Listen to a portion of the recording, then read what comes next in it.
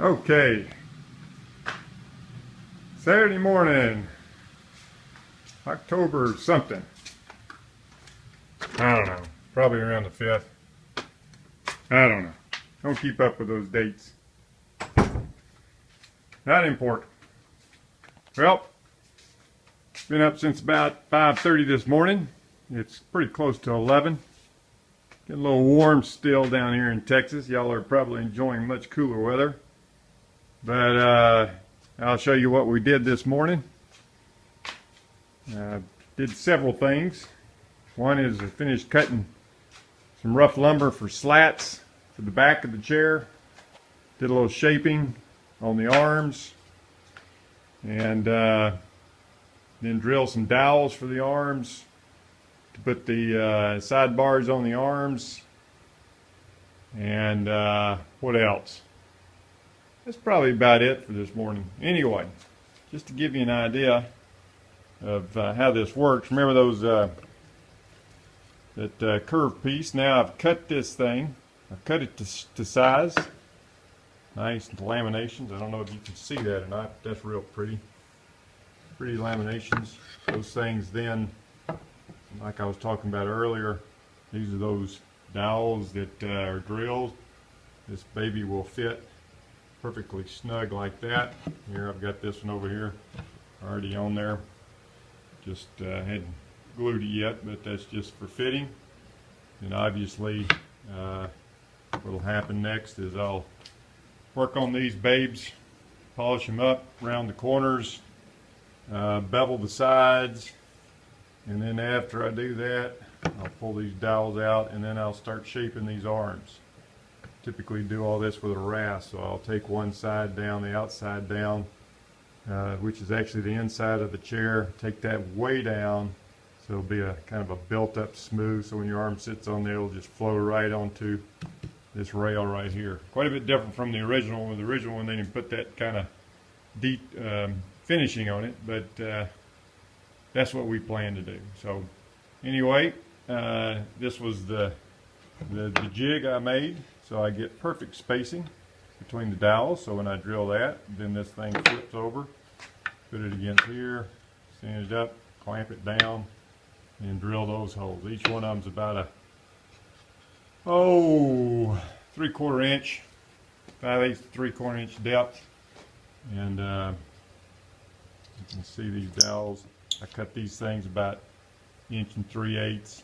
So when you glue those things in, pump glue down in those holes on both sides and glue this, man, that will be permanent. Add additional strength. So if you got your grandkids or great kids jumping on those things, unlike Dad's, it won't break, I guarantee you. These are guaranteed for 100 years or money back.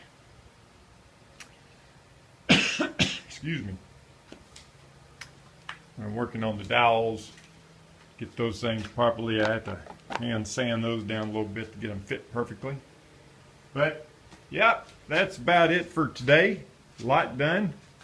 Probably the next thing I'll do is take the side pieces, and you can see this template right here has cutouts, and those cutouts are what I will use to drill the Morsons into the side pieces. So I'll wedge that out, typically with a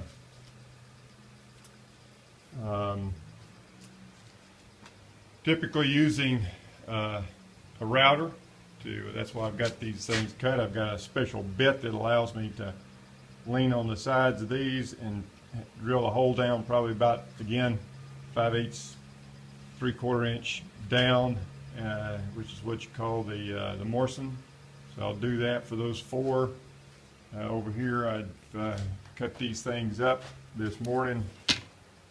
This is obviously the top one right here. So as you can see where this line is marked, I will now cut the tenon off of that. So I'll take that material off there, and on the other side, so it'll be a tenon. So this piece will fit in to the Morsons that I put into the sides. I'll do that for all of these back slats. And then, yeah, piece those things all together. Get everything ready to fit. And then once everything fits, make the front piece and then start finishing it down. I glued it up last time before I stained it and put a urethane on it. This time I probably will do them individually, then glue up afterwards. What that does is that helps with the cleanup when you're gluing. Typically, if you glue up on raw wood and the glue, of course, squishes out and gets onto your wood, you have to get all of that off or the wood won't absorb the stain. So one way to combat that is the actual, before you do the glue up, is to stain and polyurethane to pieces. But the drawback there, if you still have, if you put the stain and the urethane on where you want the glue to go, it won't stick as well. So got to be real careful either way. But anyway, probably enough chatting for this morning. I think I'll reach over here and grab my cup of coffee, which is sitting on my nice coffee warmer. And I'll just take a little break out here on the back. I don't know where the killer dogs are. I think they're inside. Oh. So, yep. Situated. And, whoop, got to do the yard today. But anyway, again, farewell.